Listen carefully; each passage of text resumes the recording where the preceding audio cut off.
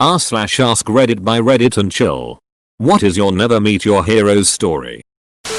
Traveled 3 hours with a few friends of mine to watch an independent author, 36M, on his speaking tour when we were 14.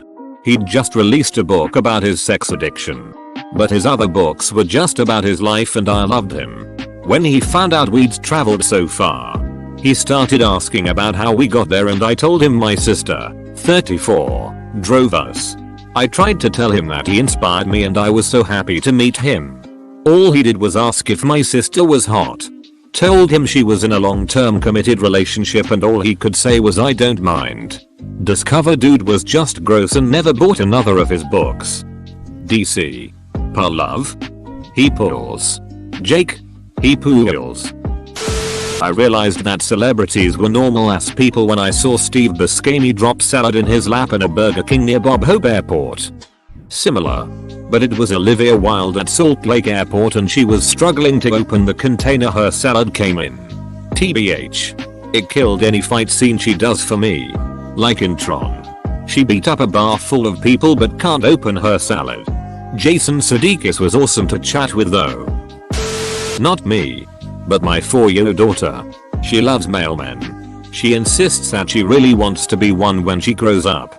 She's even planning to be a mailman for Halloween. She stops every mailman she sees to shower them with questions. And most have been kind and patient with this weird kid stopping them to ask questions. Until 2 days ago. When one told her to go away. She's been deflated for the whole 2 days. This is the saddest one.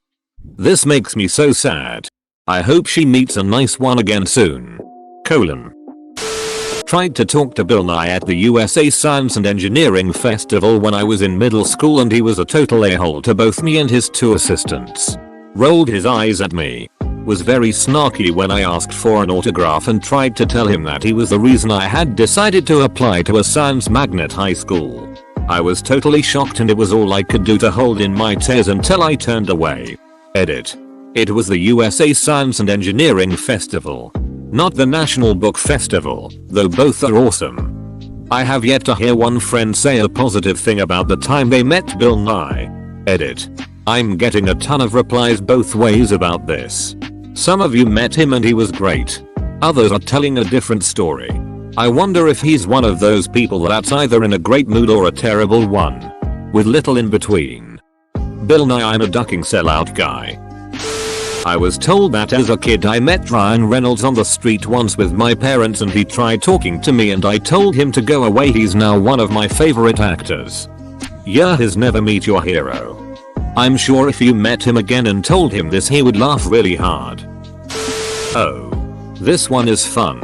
I went to a Blondie concert a few years ago and was allowed to go backstage with my friend who was with a talent marketing agency. Debbie Harry was there talking to some people from the band. And we didn't want to disturb her. So my friend asks one of the guys in the band if he could be in a picture with him instead. I had a pretty nice camera with me. This was nearly a couple of decades ago. So it was a camera with a roll of film inside. The guy in the band was fine with it. So I took the picture with my friend and the band member in the foreground. And Debbie in the background. As soon as I took the picture, Debbie ducking exploded on me. I explained the situation but she just freaked out and told me she'd call the cops if I didn't give her the film roll in my camera right away and did I want to go to jail. I asked what she thought the cops would send me to jail for. She just pushed the decibels up one level and just repeated give it to me. Give me the ducking film roll. Over and over. At this point, I'm thinking, yes, this used to be Debbie Harry. But right now she's just some crazy person. And I do have the option of just not interacting with crazy persons. So I just take a couple of steps to walk away. Right away she screams like she's just been stabbed or something. Just this loud. High pitch. Continuous scream.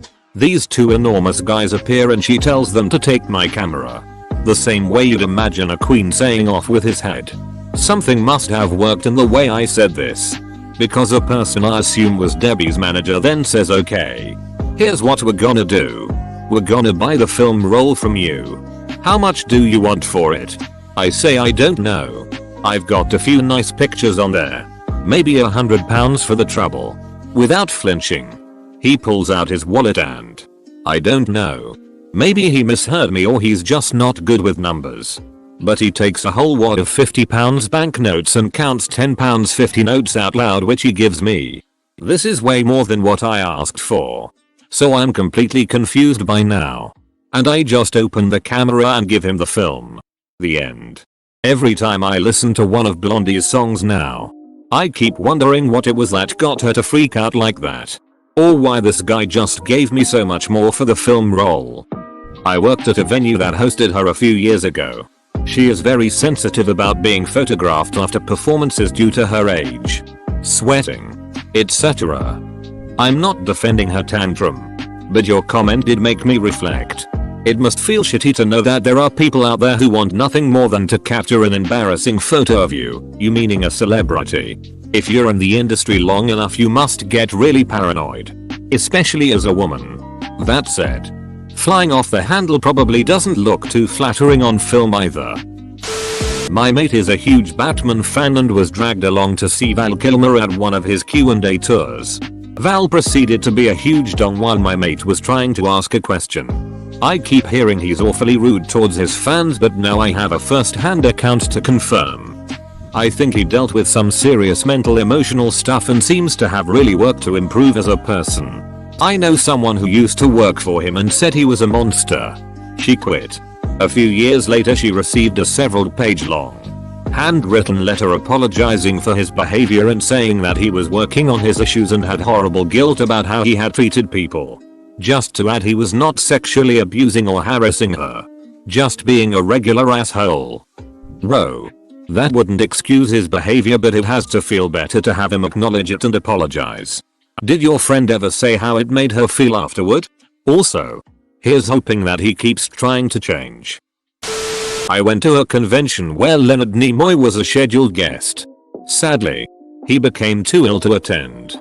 Instead, he Skyped with the convention attendees, showed us his model train and his garden, and sang songs for us in the company of his grandson. It was the best not meeting your hero ever. LLAP. That made me want to cry. What a magnificent person he was. Did he sing the Ballad of Bilbo Baggins or whatever that dope track is called?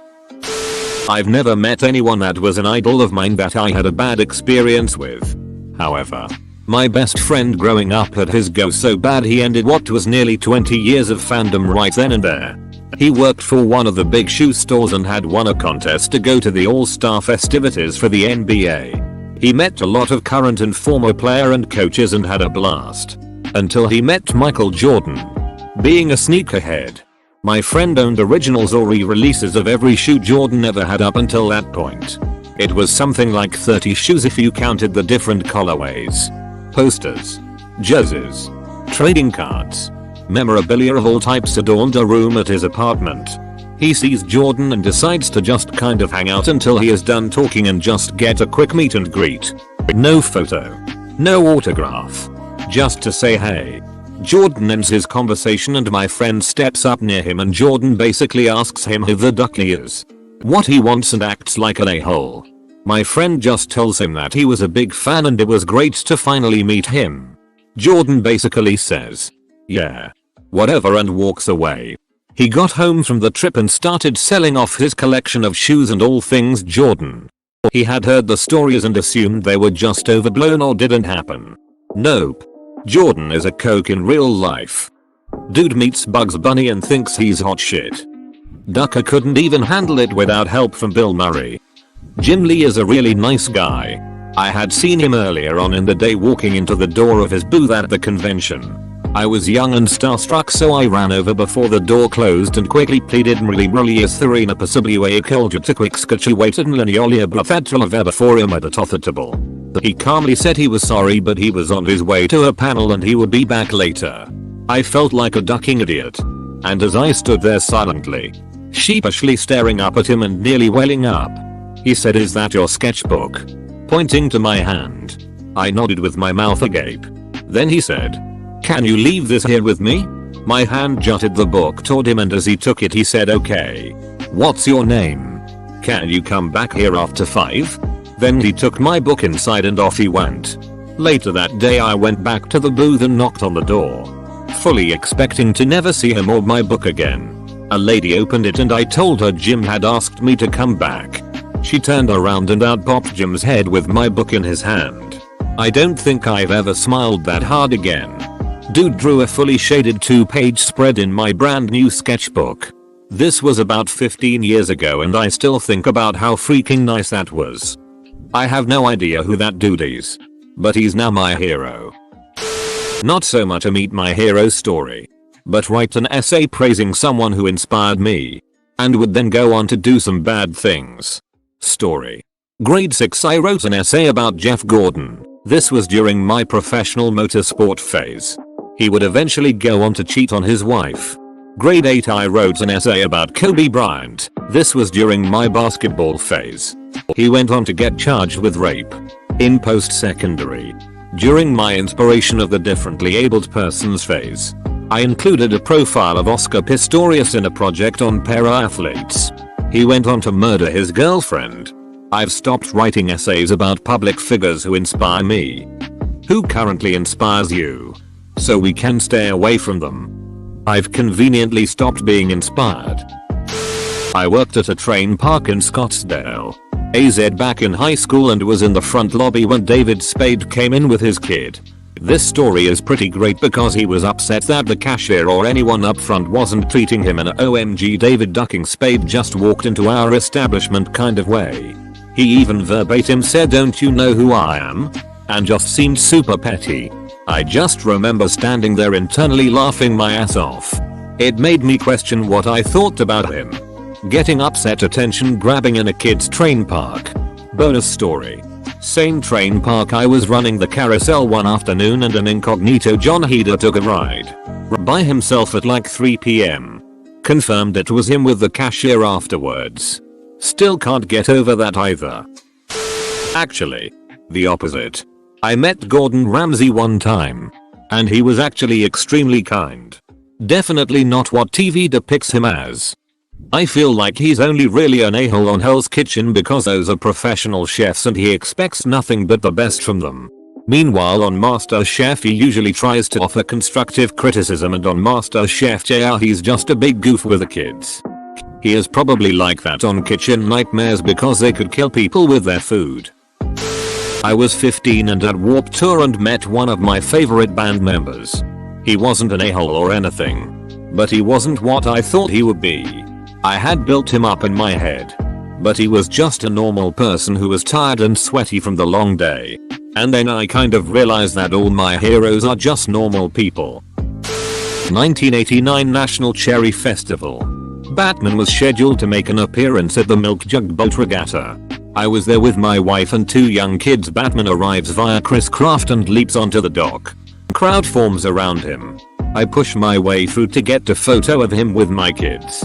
Just as I get near he turns and gets ready to leap back into the boat. I yell out yo, Batman. And was super happy to see he stopped and turned around to pose for the photo. He absolutely reeked of weed and the black makeup around his bloodshot eyes was cracked and running from his sweat. Imgur.com link. I avoid meeting anyone I enjoy the work of. People are people. Of course they are a-holes. Ironically, the one celebrity I have actually had a decent conversation with, Marilyn Manson, was actually pretty cool. Marilyn Manson. I remember when Columbine happened and they tried to blame it on music and video games. News stations tried to trot out Marilyn Manson to be like look at this evil guy corrupting your kids. What they got instead was a really smart and articulate guy who was able to shame the media for using Columbine to rile up people instead of focusing on the victims and the kids. Specifically the guy in the media trying to shame Manson was Bill O'Reilly, who is now out of a job for the many instances of sexual abuse at Fox News. Manson quote, "Well, I think that's a very valid point and I think that it's a reflection of not necessarily this program, O'Reilly factor, but of television in general. That if you die and enough people are watching you become a martyr. You become a hero. You become well known. So when you have these things like Columbine, and you have these kids who are angry and they have something to say and no one's listening. The media sends a message that says if you do something loud enough and it gets our attention then you will be famous for it. Those kids, Columbine shooters, ended up on the cover of Time magazine twice. The media gave them exactly what they wanted. That's why I never did any interviews around that time when I was being blamed for it, because I didn't want to contribute to something that I found to be reprehensible. When Michael Moore asked what he would say to the kids and community at Columbine, Marilyn said, "I wouldn't say a single word to them. I would listen to what they have to say, and that's what no one did." I'm not a fan of his music whatsoever, but that quote has really had a lasting impact on me. Ducking like and subscribe.